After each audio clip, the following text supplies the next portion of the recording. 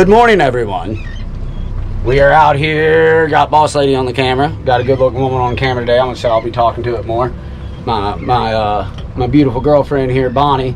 We finally found some bait after about 25 minutes. They're shallow flipping, guys. What I call shallow flipping is when you barely see the flip.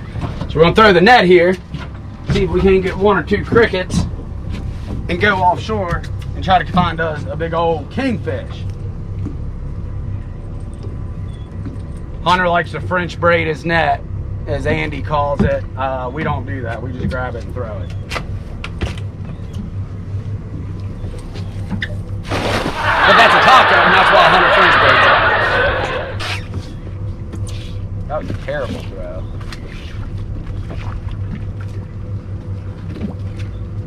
When you talk smack, you gotta be prepared to eat humble pie sometimes, just like that. Do we get anything? Nah. We don't want tacos for breakfast, we want pancakes. Well, pancakes is breakfast food. Tacos for lunch today. After we catch the fish. You need pancakes to catch fish.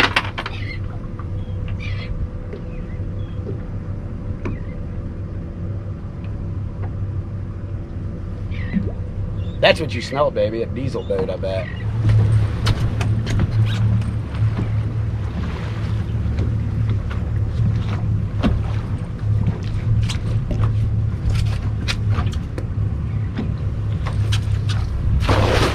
Come on now. Come on.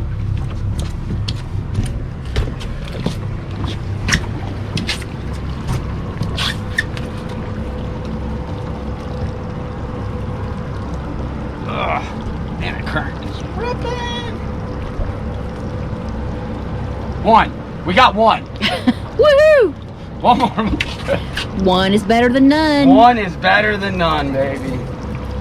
Oh my gosh. Positivity. The net's all boogered. Oh my gosh. And then I boogered it around the... Oh my gosh, man. We do booger pretty well. We do not need a blooper reel. I feel like our life is one big blooper reel. What happened here? Oh man. Mercy. This is not good. Not good. Where'd that diesel go? Okay.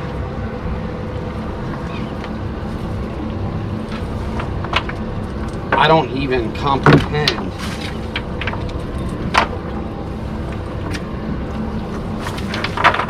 What remotely is happening right here. Oh, Hunter, man, you have got an interesting project in the morning, Bubba.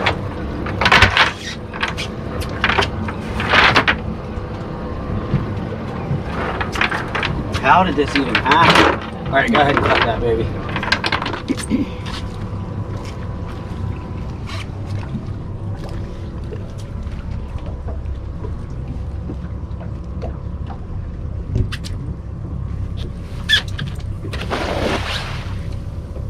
Come on, baby.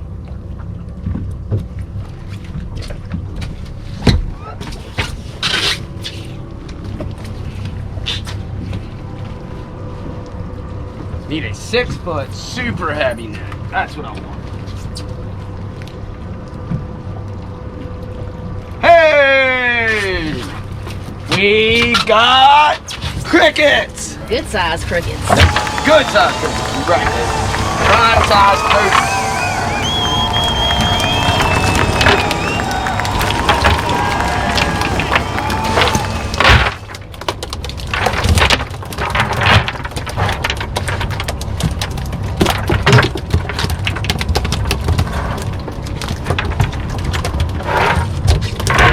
Yeah.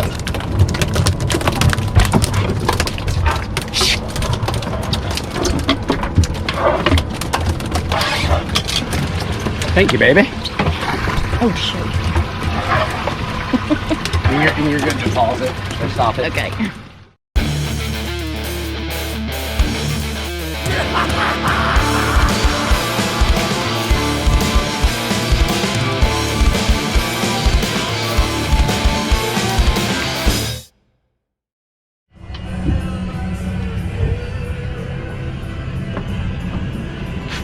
All right, guys, as Boss Lady just showed you, oh my goodness, we're mocking. I think that's how you're supposed to say it. That's how they say it on the boob tube. Ooh, got a lesson. Loosen that drag a little bit. So guys, we're out here. We're obviously got some marks on the screen. Let me show y'all real quick what Hunter has done here for our stinger rigs. So it looks like he halved a pull noodle, put one treble down, one treble high, and then keeps all the kingfish stuff in here. Hunter's big on organization. I'm not. I'm trying to pick up some habits from him. So yeah, guys, that's pretty cool. I'm sure somebody's grandpa at the bar invented that in 1938 before pool noodles were even invented. But we think we get pretty proud of ourselves when we come up with something on our own. Guys, I'm rigging up my very light rod here. I'm gonna throw a live bait on one inshore setup and one offshore setup, guys. And we're gonna drive around, see if we can't catch a fish. Let me show y'all how we do the pogies. This is just some 50-pound fluoro we got here. Been buying more fluoro to make Hunter feel more at home in Florida. And when Greg's getting ready to come up from Starbright in a couple weeks, we hope, if everything lines up, we're gonna do some veteran stuff. We got 9/11 coming up, and our government in all its wisdom decided to make that a little withdrawal date for us from Afghanistan. Whatever, don't agree with that chosen date, but guys, at the end of the day, we're not gonna let those yahoos ruin our good time, take away from what our homies did over there and the boys that didn't come home. So we're gonna take a couple days off that week, and we're gonna take gunfighters out, guys. That's all we're gonna do. So I told Greg, we got Turner from Starbright coming up. Told Greg about it. Greg was like, yeah, I'm there. So obviously we got to make sure everything works. Guys, look in there. Look at Hunter. My gosh. Oh, look at all them pre-tied stinger rigs in there, baby. Gosh darn, I love that guy. All right, guys, come back here with me. I'll show you what we're doing here. We got our crickets. Our crickets today, this stinger's a little long. We got them in various sizes. I should have looked before I grabbed, but that's how I roll, baby. I just send it. So what we're gonna do, you're gonna go the front hook, you're gonna go right in the nose, just like that, guys. Whoops, not like that, like that. And then you're gonna come back here. You don't wanna stretch out your wire, guys. You don't want to, because it'll stress out your bait even more, okay? See, there's a little bow right there. So I'm gonna go right there behind his dorsal, okay? If your stinger's shorter, guys, don't stretch it. See how there's play in it? That allows that cricket to go out there and swim, okay? Allows him to swim more naturally. So now, we got our light drag for king fishing. Got a light rod, got about 300 yards here on this spinning gear. We're gonna throw that one out. Actually, we're gonna put that one right here closer to me. We're gonna get some stuff out of the way. Clear the workspace, baby. Clear the cockpit, you know? Clear that cockpit. Guys, this is a secret technique we use. We'll go ahead and blow it out there. See that rusted hook right there? That's that top secret stuff guys don't tell you about. Camouflage is the hook. They can't see it as good. All right, guys, we're gonna put this boat in gear, get this other bait set up, see if we can't show y'all a toothy fish. Oh! Did he get it? Oh! Did you see that?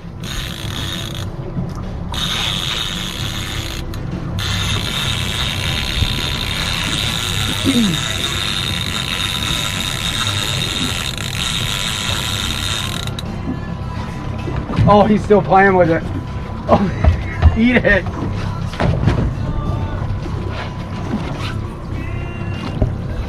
Oh! Uh-oh.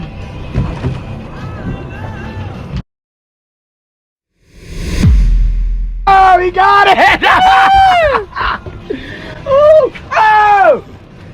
On the trout rod! On the trout rod! Oh, oh. I don't think he realizes he's hooked. Look at him out there! Woo! He knows he's hooked now.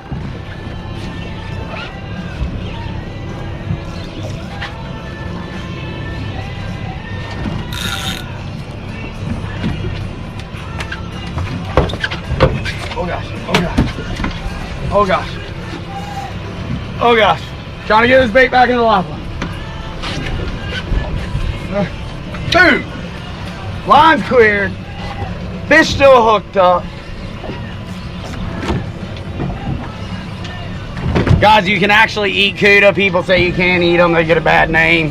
Kind of like people, there we go. Fix my hat, try to knock my hat off my head. We use them for our giant wintertime shark fish. It seems these big sharks show up in the winter for some reason. Don't really know why. Woo! Woo! Love that sound.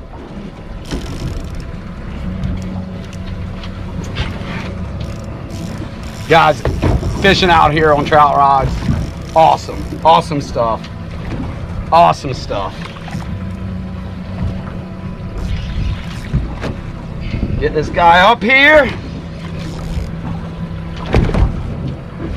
Guys, if you notice, never let any slack. You see how there's always a bend in that rod?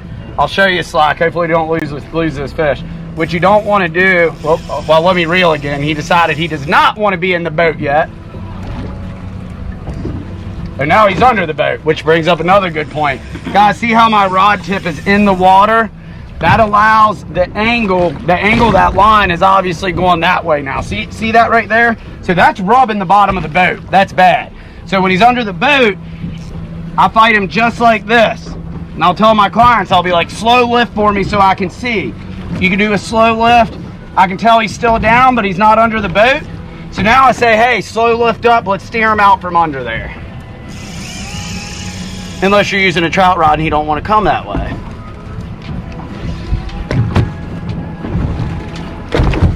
Coax him up here. Talk sweet to him. Ain't that right, baby? Isn't that what gets him? Talking sweet? Every time. We're going up and saying, who are you? I heard that works on occasion too. Guys, right here is what I'm talking about. See how my rod is going straight? Can you see the rod tip? See how it's going straight? You don't want that, guys. You want that constant bend, constant pressure on that fish. You don't want to run too heavy drag. When it's a cuda, you can go a little bit tighter because usually they actually eat the whole bait. Kingfish, you usually got them semi-foul hooked. So we run super light drag. That's why you keep tension, but not too much, guys. It's one reason I love it. Call it finesse fishing. You can't just straight muscle it, which don't get me wrong. I like my 100-pound leader and 800-pound wire to muscle stuff up too. But something about them kingfish. Cuda, any fish, guys. If I think there's mud minnows in a mud puddle, I'm gonna get a shoestring and a nail and go after them. Easing them up here, using my thumb just to add a little extra pressure right there. Felt him turn that head, get your thumb away from that spool. You see my thumb is not on the spool right there. I'm gonna slow him down just a scotch. Just a scotch. That's a technical term for it for all you fishing nerds out there. Just easing them up. Slowing them down. Applying light pressure with my middle finger on that reel. You apply too much pressure, the reel will give you the middle finger right back. He's going under the boat, right back down and rod tip in the water.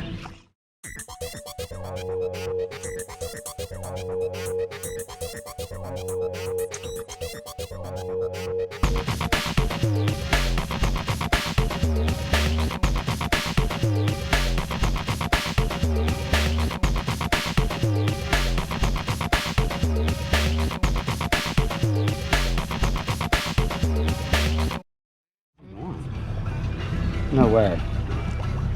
Look at that one with his mouth. Here he comes.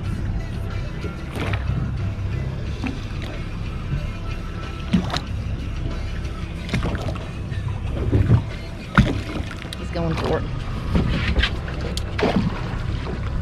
You missed it. What do you think it is? Huh? What do you think's? The water's 10 billion degrees. He's just playing, isn't he? Did you see that? You see him popping out of the water? This is so fucking cool.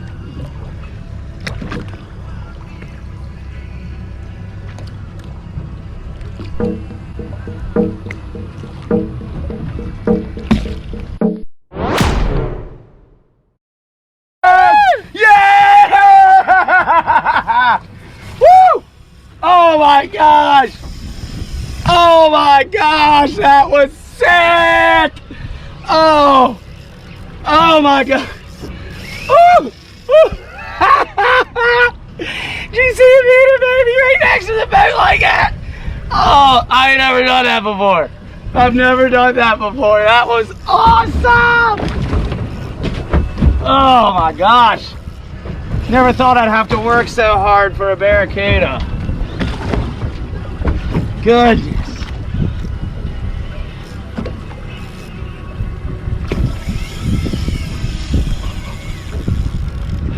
I mean, when you got Cuda like this that are swimming right up to the boat and you're throwing pieces of live chum out, look at that fish. I mean, and they're not eating it, guys. It's frustrating. What I ended up doing with this fish, what I did is I took the bait. I showed you guys how I hook them. Well, they kept moving away from it. They weren't eating the solo baits on top of the water with no hooks in them.